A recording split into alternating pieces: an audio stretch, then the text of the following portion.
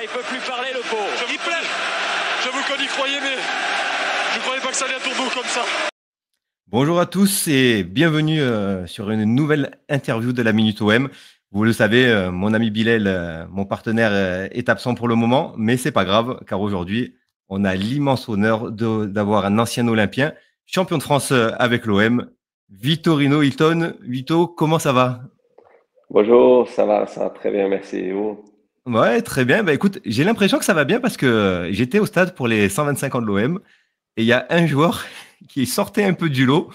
C'était Vito Hilton. Est-ce que tu t'es senti pendant ce match vraiment un peu comme un Yamin Lamal en ce moment? Oui, je me sentais très bien, surtout de rejouer, d'être dans ce stade où j'ai passé, au stade Vélodrome, même si j'ai pas joué quand il était déjà couvert, mais j'ai joué à l'ancien Vélodrome, mais c'est toujours des bons moments, toujours des bons souvenirs. Ouais, parce que au début, tu as commencé en défense centrale, puis bon, progressivement, on s'est rendu compte que fallait peut-être mieux que tu montes un peu sur le terrain pour aller créer des actions, et on te voyait un peu partout pendant la suite du match.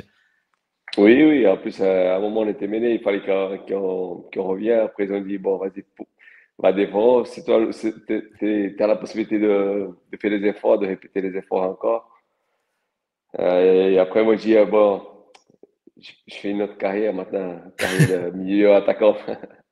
Ouais, c'est jamais trop tard hein, pour se Non, reconvertir. Et du non. coup, donc, comme tu le disais, tu es revenu au Vélodrome, donc dans un stade que tu connais bien. Là, si tu devais me dire quelques souvenirs vraiment marquants quand tu étais à l'Olympique de Marseille, qu'est-ce que tu retiens de ton passage, toi, à l'Olympique de Marseille? Ouais, déjà, la ferveur de ce public marseillais, que je l'avais connu avant, donc, ancien joueur de Racing Club de Lens. Et après, moi, j'avais ce public derrière moi. Donc, c'est un des meilleurs publics que j'ai connu. C'est le meilleur public français. Et de défouler cette pelouse, ça m'a rappelé vraiment des bons souvenirs de sa première saison en 2008, quand je suis arrivé. 2008-2009, Avec Eric Guéret? qui ont, ouais, qui ont joué le titre jusqu'à la dernière journée, qu'on avait même pensé qu'on était champion de France sur la dernière journée, mais non.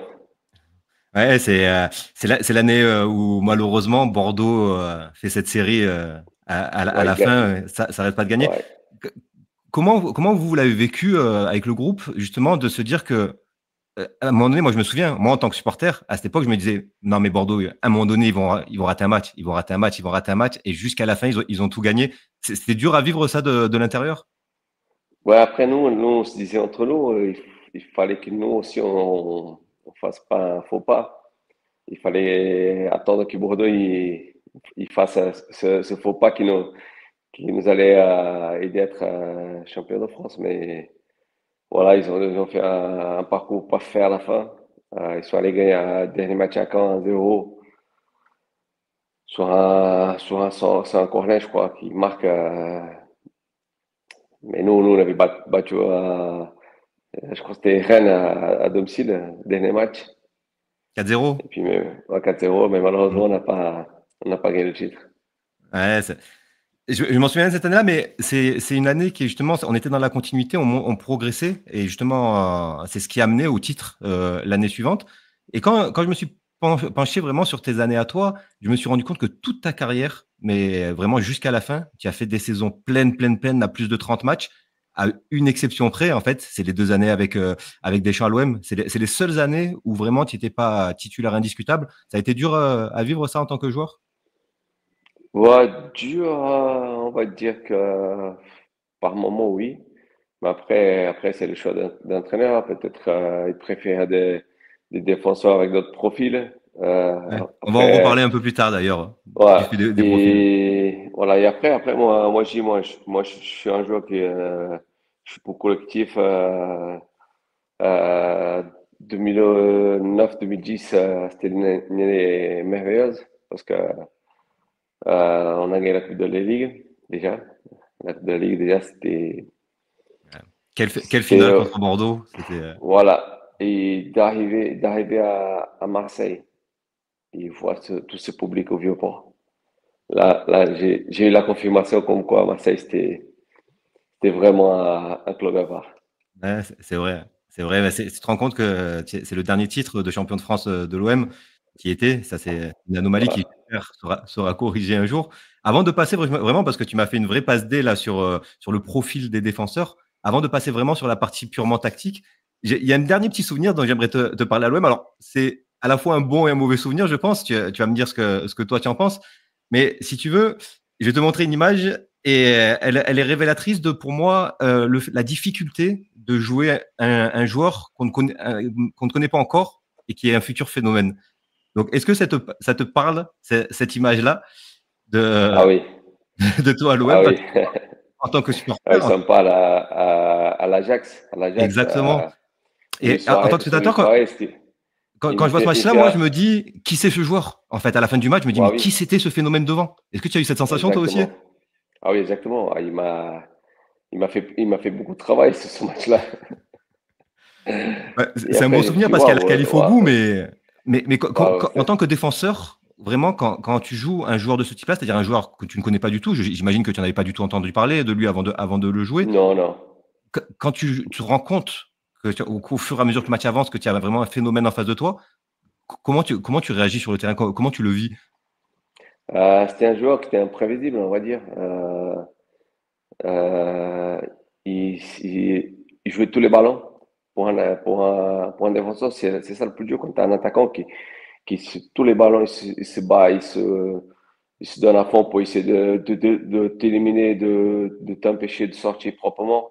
Et lui, ce match-là, il était vraiment au-dessus de son équipe.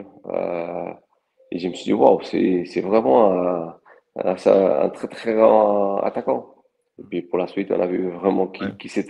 Il a qui prouvé. c'était ce phénomène. Non, c'est vrai, hein. Et justement, bah, c'est bien que tu me parles du fait de ressortir les ballons proprement. Moi, c'est quelque chose que j'adorais chez toi, vraiment. C'était cette qualité de relance, vraiment cette faculté à sortir les ballons propres. Et c'est une qualité qui est importante à l'Olympique de Marseille parce que, ben, en particulier, quand on a une équipe comme avec celle de De Zerbi qui domine énormément les matchs, ça pousse les adversaires à se regrouper très bas. Et en fait, ce que je vais te montrer, c'est une vidéo qu'on a faite au cours de l'année à force d'analyser les équipes adverses qui jouaient contre l'Olympique de Marseille. Et, euh, et on s'est rendu compte, en fait, vraiment du fait que à quel point ces équipes jouaient très bas. Donc, tu vois, là c'est Reims, tu vois la concentration de joueurs que tu as dans une zone très réduite et surtout très proche du terrain. Ouais, oui, là, je vois bien, très bien une ligne de 5-4-1. Donc, Donc, clairement, le défendre à but, l'intérieur de la surface, voilà. c'est de nous emmener sur les côtés où de toute façon, ils vont coulisser, ils ont peu d'espace à couvrir.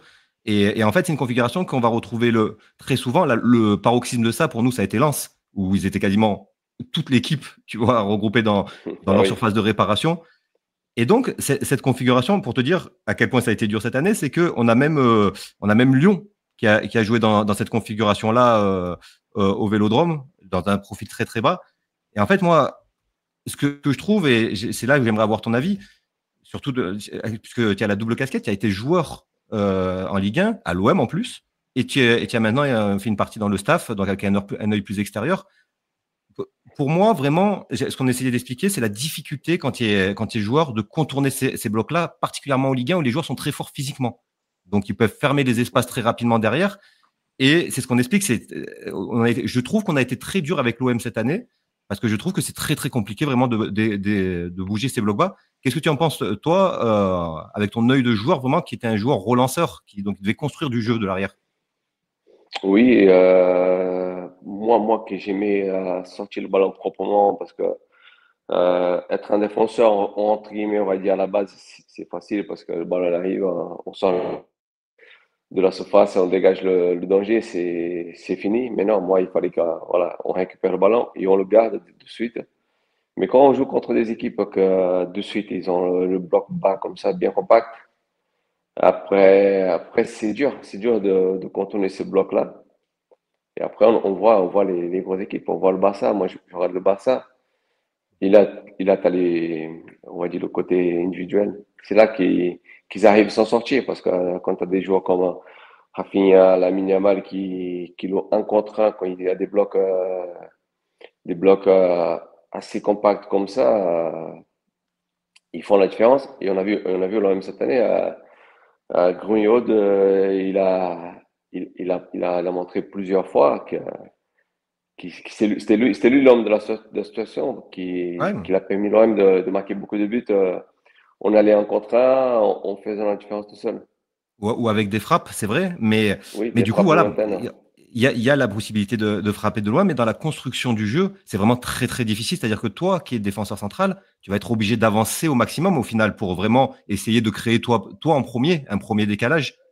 Oui, Donc, oui, oui, parce que si on, tant que défenseur, si on reste bas, l'équipe qui défend, elle reste bien en place, ils sont pas en danger. Donc, il faut qu'on ramène la supériorité côté ballon, où il y a le ballon, pour essayer de trouver cette possibilité, cette petite brèche qu'on va trouver sur une passe rapide, casser une passe entre les lignes pour trouver un joueur lancé.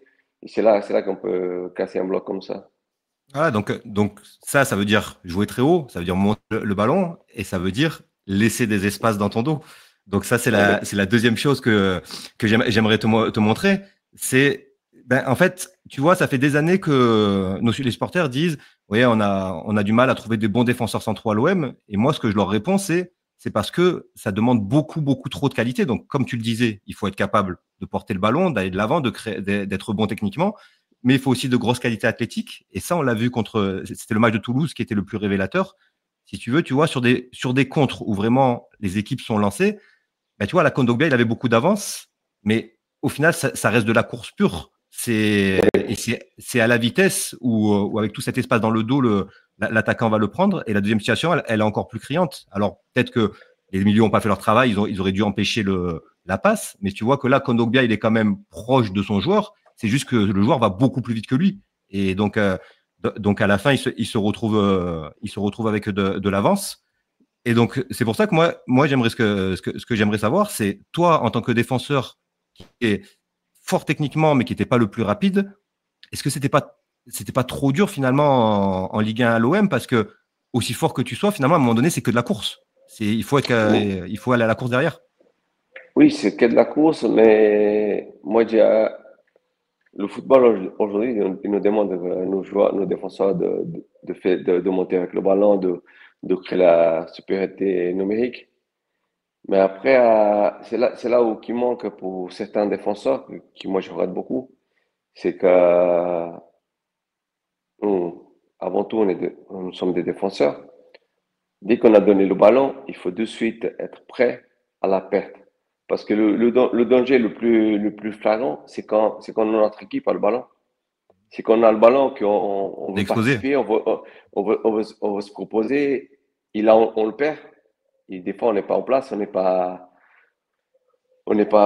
préparé. Là, Kondogbia, sur sa dernière action, si lui, il est plus connecté, il fait juste un pas, il fait un pas vers l'avant, il laisse l'attaquant hors jeu.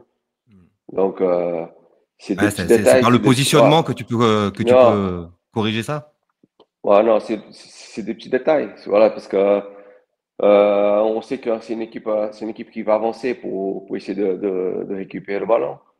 Donc là, moi, je parlais encore de Barça, qu'on voit que le Barça, dès qu'il perd le ballon, on voit la défense qui monte. C'est un risque, mais ils sont bien synchronisés, donc ils sont attentifs, surtout les défenseurs.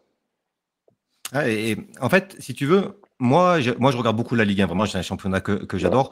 Et en plus, j'ai envie de savoir les adversaires de l'OM, comment ils jouent et de décortiquer tout ça. Mais je trouve, je trouve que le championnat, j'ai toujours répété, pour moi, le championnat de France, il est très dur. Voilà, c'est peut-être pas le plus beau à voir, mais c'est un des plus durs parce que il y a les joueurs les plus physiques. Et souvent, et c'est ce que je reproche, il y a beaucoup d'entraîneurs qui ont justement cette philosophie-là de jouer très bas. Mais, et c'est là où je veux ton avis, je trouve que ça s'est empiré avec le temps parce que je vais te montrer un exemple d'une scène. Ça va peut-être te parler. Enfin, c'est un mauvais souvenir, mais bon, c'était un match. C'était un match qu'on a perdu 3-0 contre Nancy. Je ne sais pas si ça te rappelle quelque chose. C'était juste avant la trêve, hivernale. C'est en bas à droite là à l'écran. Et Nancy, à l'époque, c'était le Nancy de Correa. Il était réputé pour être justement cette équipe qui joue très bas, en bloc. Oui. Et si tu regardes bien, par rapport aux 3 premières images que je t'ai montrées de cette saison, ben, cette équipe de Nancy, qui à l'époque était la pire, qui jouait vraiment celle très basse, où c'était dur de trouver des espaces, ben, tu vois que c'est quand même un bloc qui est plus haut. Et pourtant, là, j'ai vraiment pris l'image la plus basse pour Nancy dans ce match-là. Oui. Et donc, je trouve qu'avec le temps, les joueurs sont plus physiques. Donc, ça, en plus, ça veut dire qu'ils ferment les espaces plus rapidement quand ils jouent derrière. Et les entraîneurs sont de plus en plus frileux en France, dans les petites équipes.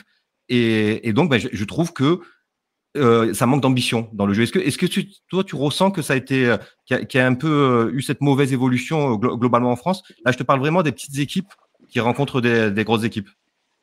Ah oui, parce que les équipes, les équipes, on va dire, pas les grosses équipes de notre championnat, quand ils vont jouer au Vélodrome, qu'est-ce qu'ils se disent? On les attend parce qu'ils vont venir, ils vont laisser beaucoup d'espace. Et peut-être on va les contrer. Ils vont les contrer, soit un bon contre. On va les punir. Et c'est pour ça, je pense que les entraîneurs, quand ils vont jouer au Vélodrome, ils se disent, bon, on prend le risque de rester bloc bas, d'être bien compact et d'essayer de les contrer. Si ça marche, c'était le cas, on va dire, contre Toulouse cette saison. Et après quand vous jouez à l'OM et au Vélodrome, il faut que vous marquiez. Donc, vous avez la pression du public qui te pousse à attaquer, attaquer. Il y a un moment, comme je disais, il y a un moment, il y a un petit moment de déconcentration. Sur un contre, vous faites punir. Donc, c'était le cas aussi contre Lens. Contre Lens qui est, C'est le pire exemple contre Lens. C'est bien sûr, vraiment. parce que Marseille fait un bon match. Ils ont des occasions et tout. Et au final, il perd ce match qui est sous des attaques rapides de Racing Club de Lens. Et toi, si dans ce match-là, tu étais joueur de Lens, à la fin de ce match-là, toi qui es un joueur de foot vraiment, qui est un joueur, un relanceur, un joueur qui aime la construction, qui aime le jeu, tu sors de ce match avec Lens, tu es quand même satisfait de la victoire ou tu as quand même un arrière-goût de te dire c'est pas le jeu que j'aime jouer? Non, t'es content du résultat. T'es content du résultat parce que tu dis, bon, on a gagné au Vélodrome. Mais après, voilà, dans le jeu, non. Dans le jeu, il faut essayer tu vas jouer contre une bonne équipe. Il faut que tu essaies de montrer aussi que tu es une bonne équipe. De répondre par le bon jeu aussi. Donc, mais on n'a pas toutes les équipes avec des bons effectifs pour répondre de la même façon. C'est pour ça que je pense que les équipes ils disent, bon, allez, j'accepte sous ce match-là d'être d'être bloc bas, d'accepter de laisser le ballon et on est prêt physiquement, comme vous avez dit, les joueurs aujourd'hui sont prêts aussi à répéter les efforts plusieurs fois. Donc, Puis surtout contre l'OM, tu as un surplus de motivation. Moi, j'ai vu, je me souviens d'une image, c'était Strasbourg. Strasbourg qui est une équipe très physique, hein, vraiment. euh, Énormément de joueurs finissaient avec des crampes parce que je leur avais jamais vu faire sur d'autres matchs. Donc c'est vraiment que quand tu joues contre l'OM, et j'imagine contre Paris aussi, contre les très grosses équipes, tu as ce surplus de motivation quand tu es joueur. ah oui, surtout parce que moi j'ai joué contre l'OM et j'ai joué avec l'OM. Donc, j'ai vu la différence de suite quand on jouait contre des équipes. Moi, j'ai joué contre des équipes quand j'étais dans notre club, mais quand les équipes où jouaient contre nos Vélodrome, j'ai dit, mais c'est pas les mêmes équipes. Pourtant, c'est quasiment les mêmes joueurs. Mais la motivation, elle est encore plus forte parce que voilà, c'est l'OM, ils disent, bon, il faut qu'on fasse un gros match au Vélodrome pour essayer de battre Marseille. Et c'est pour ça encore que c'est plus dur de jouer à Marseille. Ouais, c'est ce qu'on expliquait Et, cette année. Hein. ouais. C'est vrai. Hein. Et C'est ce que tu dis, on l'a dit. Hein. des fois, des fois, l'OM il passe à côté et on dit, waouh. Non, c'est que les équipes qui sont venues jouer, ils ont fait le match qu'ils ont voulu le faire au Vélodrome. Ouais, parce que si on résume, en gros, donc tu as un championnat très très fort physiquement, donc et quand on sait, plus tu es fort physiquement, plus c'est simple de défendre. Pour attaquer, Oui, il vaut mieux avoir de la technique. Par contre, pour défendre, il vaut mieux avoir du physique quand tu défends bas comme ça. Et ah oui, exactement. Donc, les entraîneurs ont des stratégies très défensives, ils se mettent en bloc bas, les joueurs sont très physiques et il y a ce surplus de motivation. Donc, c'est pour ça qu'on expliquait, nous, cette année, vraiment, gagner, finir deuxième avec l'OM et finir deuxième avec Lille, c'est pas du tout la même chose. C'est pas la même performance. Non, non, non. En plus, on a vu le nombre d'équipes qui ont joué en 5-4-1 cette année. Quasiment toutes les équipes qui ont vu au Vélodrome, ils sont mis dans ce dispositif-là. Donc, ils ont dit, bon, allez, on reste bloc compact, on laisse le ballon. On sait qu'à tout moment aussi, on sait que le public il peut jouer contre Marseille. On va profiter de ça. Ouais. Et tu vois, c'est vraiment une philosophie de jeu. Et j'ai eu Bafé Gomis en interview avec Bilal la dernière fois. Forcément, lui, on lui avait parlé de Saint-Etienne. Et parce que moi, Saint-Etienne, ce que je trouve que ce qu'a fait leur entraîneur, c'est exceptionnel. Ils sont tombés, ils sont en deuxième division. Mais dans le jeu, ce que produisait Saint-Etienne avec les joueurs qu'ils avaient, comme tu dis, je trouve que c'est incroyable. Et Bafé Gomis me disait, lui, moi, j'aurais mis le bus. Voilà, je veux faire le maintien, etc. Et d'un autre côté, tu vois que Reims, qui justement est une équipe qui joue comme ça, finalement, elle a fini par tomber. Donc, moi, personnellement, en tant que joueur amateur, mais et fan de foot, je préférerais descendre en jouant comme Saint-Etienne que comme Reims. Tu penses pas? Ah oui, parce que si on voit cette équipe de Saint-Etienne, on dit elle ne mérite pas de descendre. Clairement, pour moi, clairement. Parce que ils ont fait des bons matchs. Après, ils n'ont pas été récompensés. Ils ont fait de bons jeux, ils ont montré des bonnes choses. Tous les entraîneurs qui sont passés, ils ont ramené tu vois, des schémas tactiques que les joueurs ils ont adapté de suite. Oui, c'est vrai. Dès le Ils premier match. Ouais, ils ont été bons ensemble. Et Ils sont allés au malheureusement, Vélodrome et au Parc des Princes jouer au foot. Ce qui est fou. voilà. C'est les seuls à avoir fait ça. Voilà, il faut répondre contre des équipes comme Marseille, contre le PSG. Il faut essayer de répondre par le football. Déjà, vous savez que le départ, vous êtes perdant. Donc, pour perdre, alors, on va jouer. On va essayer de montrer. Tu vois, Strasbourg, ils ont fait ça. Physiquement, Ils étaient pas de bloc bas, mais ils étaient plus pas entre deux bloc. au Vélodrome Strasbourg. Ouais. Et entre deux, Mm. mais ils sortaient vite sur les porteurs. Le porteur de balle, c'est ça qu'ils ont fait que Marseille, ils ont eu plus de difficultés contre Strasbourg. Ouais, c'est vrai. C'est vrai. Mais en tout cas, c'est intéressant parce que ça va un peu dans le sens de ce qu'on expliquait nous cette année, que de la difficulté Ouais. vraiment dans le jeu. Tu vois, il y a Christophe Dugarry qui a énormément critiqué De Zerbi, qui disait que qu'il voyait rien dans le jeu, etc. Honnêtement, nous non, on a vu beaucoup de bonnes choses. C'est juste que contourner un bloc bas, c'est difficile. Et tu peux voir que le Paris Saint-Germain, donc champion d'Europe, qui a fait une énorme saison, contre Reims, contre Nice, contre Nantes, des équipes qui ont joué très très bas, ils n'ont pas gagné. Ils ont fait match nul, Là, alors que c'est une équipe ouais. qui a des moyens largement au-dessus de la moyenne. C'est vraiment toute la difficulté. Et justement, pour en revenir encore un petit peu à la vitesse, parce que dans le foot, moi, l'évolution que j'ai vue, c'est ça. C'est la différence de vitesse. Les joueurs vont vraiment beaucoup plus vite maintenant. Et on a l'impression que ne pas avoir de vitesse, ça devient quasiment impossible d'être un très très bon joueur. Toi, justement, qui a fait une carrière incroyable en n'étant pas un joueur extrêmement rapide, est-ce que tu as senti en Ligue 1 vraiment qu'il y avait une évolution de vitesse et que ça devenait dur pour un défenseur central de jouer sans? Oui, non. Oui, non. Après, moi, là où on va dire, j'ai rattrapé un peu par rapport à la vitesse des attaquants, c'est par rapport à l'anticipation. Donc, je me plaçais très bien sur le terrain, j'ai anticipé beaucoup. Donc, j'ai comblé, on va dire, à ce manque de Surtout que tu vitesse as joué jusqu'à combien? 43 ans? ouais, presque Ah ouais, 44. c'est impressionnant. Dans un championnat aussi Euh, physique, c'est incroyable. ah oui, donc après, voilà, après, c'est sûr que si vous êtes un défenseur que vous n'avez pas un peu de vitesse et que vous lisez pas vraiment le jeu, je pense que c'est compliqué. Et du Compliqué coup, pour notre championnat. tu m'as beaucoup parlé du Barça. C'est vrai que c'était parfois très très beau à voir, en particulier parce que pour moi, ils ont actuellement celui qui est largement le meilleur joueur du monde, avec Lamine Yamal. Et du coup, Toi, ça t'aurait plu de jouer dans une équipe comme ça, même si ça t'exposait à énormément de courses derrière en jouant très très haut, avec le style de joueur que tu étais, tu serais quand même régalé?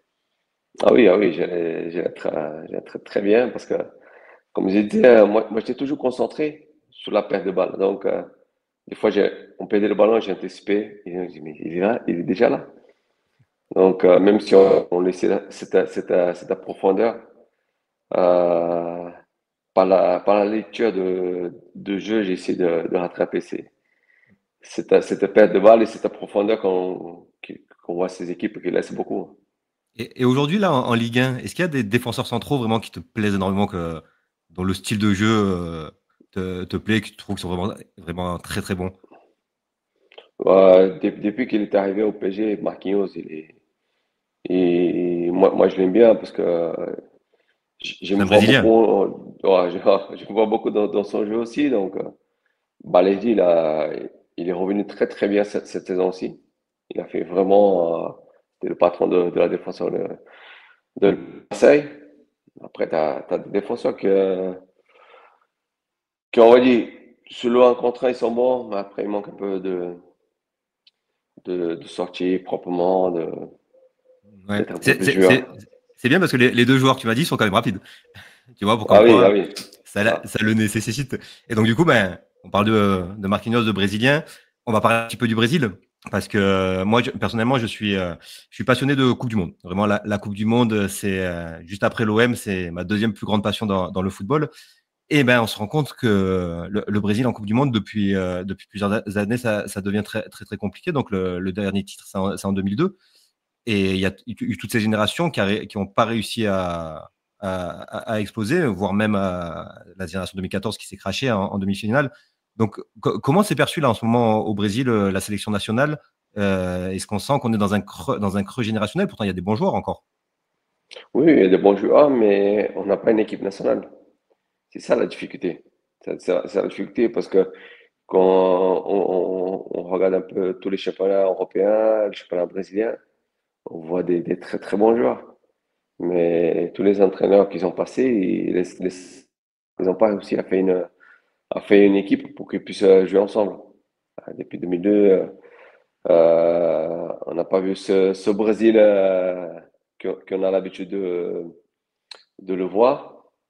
Bon, là, il y a un grand entraîneur qui était arrivé. Mm.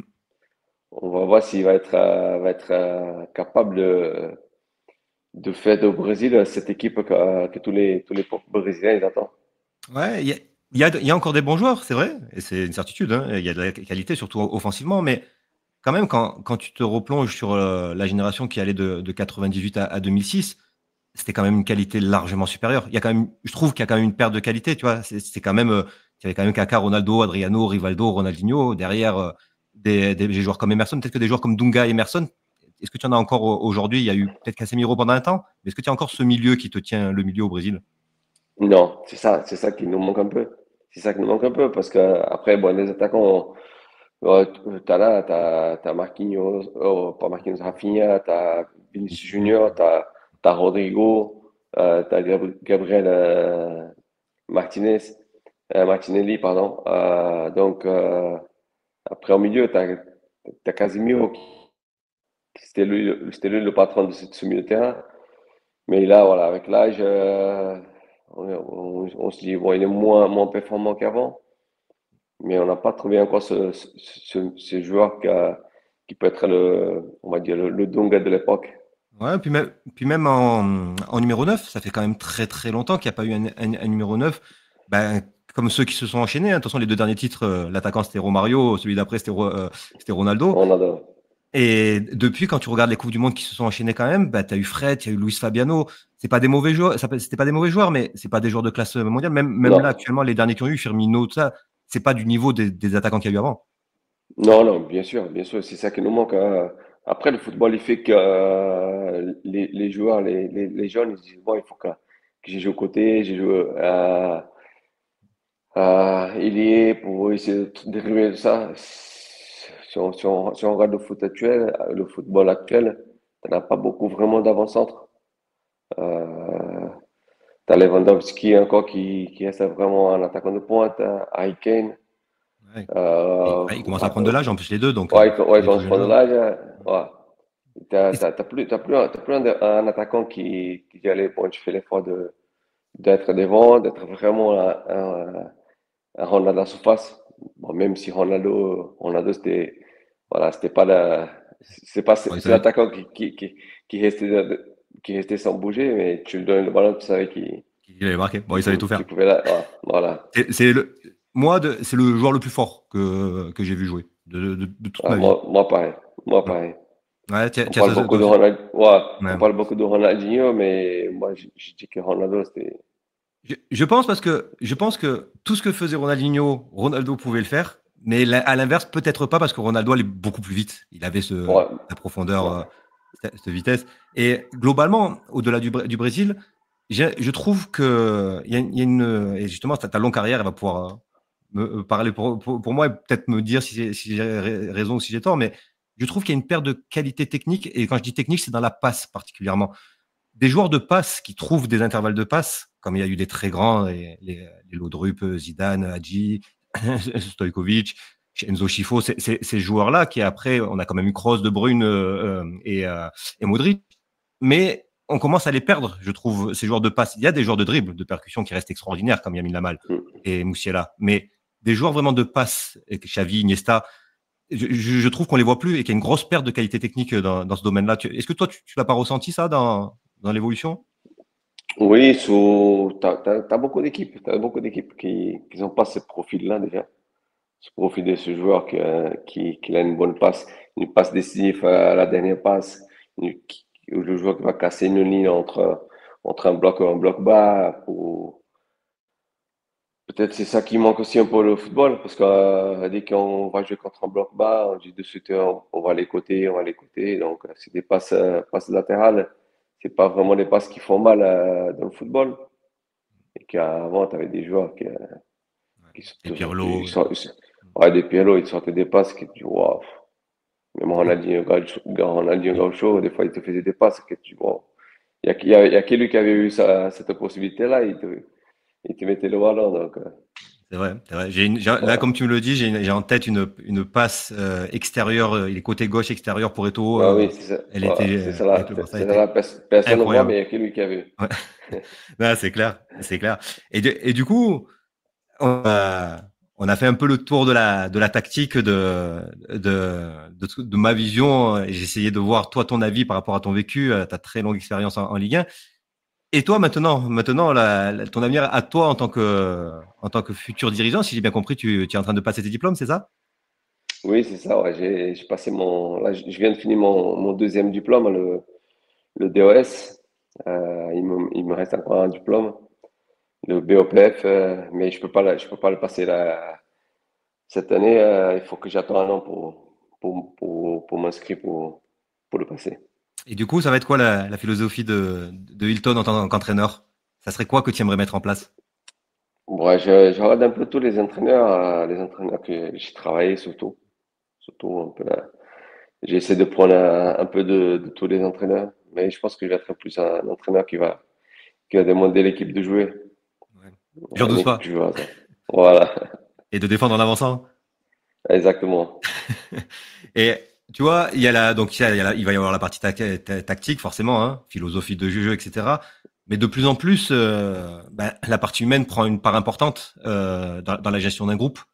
Et, euh, et ça, toi, j'imagine que tu as ressenti. Tu as eu des entraîneurs vraiment où tu sentais que peut-être que bon, sans parler du côté tactique, il faut être bon ou pas tactiquement, mais que humainement, ils étaient vraiment très très bons et qu'ils arrivaient à fédérer un groupe, même sans parler technique, juste vraiment avec leur gestion humaine. Ah oui. Moi, j'ai mes deux entraîneurs à Marseille, Guéret et Deschamps. Après, ici à Montpellier aussi, à René Girard. Donc, de suite, on voit que c'est des entraîneurs que, tu vois, moi je prends René Girard, c'était pas vraiment un gros tacticien, mais humainement, c'était, voilà, C'est comme ça que vous emmenez au il savait titre. tout Ouais. faire. Il savait tout faire dans la vie, dans un groupe. Donc, C'est l'entraîneur qui vous emmène au titre avec ah oui, Montpellier. ah oui, oui. Ouais, Ouais, c'est ça. ouais. Ça pareil, ça devait être une aventure hallucinante, d'être champion de France avec Montpellier. Oui, Ah oui, c'était inattendu. Je pense que personne en France, même dans le monde, Ouais. nous attendait. Et puis, c'était une saison incroyable. Ouais, c'est un peu à l'image de ce qu'on disait avec Suarez tout à l'heure. Alors, il y avait des anciens comme toi ou Michael, ou Togo Kobodimo, il était peut-être pas si jeune à cette époque-là. Mais il y avait Non, des les joueurs anciens, comme c'était ouais, c'est John Shaw, Romain John Pito, Chan, c'était il y avait John. Mais Romain Pito, c'était il y les deux avait anciens. pareil des joueurs qu'on connaissait pas, mais qui étaient vraiment très bons, comme Giroud et Ah oui, Belanda. Et ah, exactement. ces joueurs-là, c'est les plus terribles, vraiment, quand quand tu connais pas un joueur et que c'est ce qui s'est passé avec Mbappé quand il a commencé. Ah oui, exact, ah, c'est ça. Et nous, on a eu la chance que c'est Rémi Cabella qui est apparu en deuxième partie de saison. Parce que Belanda était parti à la CAN. Quand ils sont revenus, Cabella il a commencé à jouer. Donc c'était un jeune joueur. Il nous a apporté déjà avec Il va citer, hein. C'est terrible. sa vivacité, ses dribbles, sa folie dans tout ce qu'il faisait. Donc on avait vraiment une équipe Ouais. En parlant de bien vitesse, homogène. il y avait John Utaka, c'était pas mal. C'était Ah pas oui, mal au c'était niveau pas mal. vitesse. C'était pas mal. Ah oui. C'est qui le joueur vraiment avec qui tu as joué, qui était le plus rapide, ou en tout cas qui a le plus impressionné en termes de vitesse? Est-ce que tu en as quelques-uns qui te viennent en tête comme ça? Ah, Utaka, il est pas mal. Ouais, Utaka, ça allait Euh, vite. Ouais. ouais. Aaron Zindan à Lens. Très très bon joueur, C'était, Jindan. ouais, ouais. Il allait aussi vite aussi. Ouais. Taiwo, il allait très vite ou c'était plus de la puissance que de la Tayo, vitesse? Tayo, un peu la puissance, hein. Je pense Ouais. que dès qu'il était lancé, c'est fini, hein. Ah, ça rappelle des souvenirs. Tu as joué dans une belle génération quand même de l'OM. Hein. Tu as joué avec Valbuena, avec Ben Arfa, Ah, Benoît voilà, Chirou. Ben Arfa, tout le monde nous dit c'était le plus fort, mais il n'a pas fait la carrière que je pense qu'il le méritait. Ouais. C'est un Parce que le talent talent qu'il gâché. avait, ouais, le talent qu'il avait, c'était vraiment un joueur exceptionnel. C'est vrai. Mais c'est le plus dur, hein, c'est d'exploiter son talent justement. Ou de Ah savoir oui, jouer avec ses qualités. J'ai toujours dit, des fois, il y a des joueurs qui ont peut-être un peu moins de qualité, mais qui savent s'en servir. Et il y en a un, bon, je ne l'ai pas croisé, hein, je pense qu'il est parti juste avant que tu arrives, qui pour moi représentait bien ça, c'était Djibril Cissé. Djibril Cissé, bon, de toute façon, il avait des qualités, hein, mais il les exploitait au maximum. C'est pas le joueur qui avait tenté 50 millions de dribbles. Il savait que techniquement, il était un peu moins bon. Par contre, c'était vitesse et frappe. donc voilà, lui c'est ça. Oui, oui, c'est ça. Moi c'était l'année que je suis arrivé. Il a resté encore, je crois, un mois après il est parti. Il est parti, mais je l'avais joué contre lui quand il était Auxerre avant de partir en Angleterre. Et voilà, lui il savait ses qualités, voilà, c'était la vitesse. Tout ce qu'il demandait, c'est ballon en profondeur. Et après, il avait une grosse frappe. Ouais. C'est ce que tu diras à tes jeunes joueurs, c'est d'exploiter au maximum ses qualités et pas essayer de s'en inventer. Oui, ah oui, parce que j'ai passé mon premier diplôme, moi j'étais avec les U19. Après, j'ai monté avec la réserve. Et au centre de formation, les éducateurs, des fois, je voyais les éducateurs qui freinaient un peu les joueurs.